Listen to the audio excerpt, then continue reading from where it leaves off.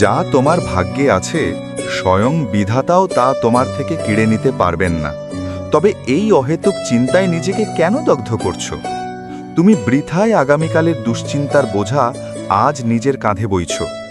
যা অতীত হয়ে গেছে তা ছিল একটি স্বপ্ন, যা আসতে চলেছে তা হলো একটি রহস্য, কিন্তু যা আজ সেটাই আমার উপহার। তুমি যাকে নিজের ক্ষতি বলে মনে করছো তা আসলে তোমাকে কোনো বড় বিপদ থেকে বাঁচানোর আমার একটি পথ মাত্র। জীবনের প্রতিটি সুতো আমার হাতে আছে, আর আমি কখনো ভুল গেরো দিই না। শুধু নিজের কাজটুকু পূর্ণ সততার সাথে করে যাও এবং ফলাফল আমার উপর ছেড়ে যাও। শ্রদ্ধা রাখো, যা কিছু হচ্ছে তাতে তোমারই কল্যাণ লুকিয়ে আছে।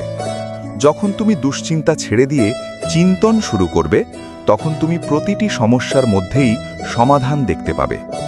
হাসি মুখে থাকো, কারণ সব কিছু সঠিক সময়ে তোমার কাছে পৌঁছে যাবে।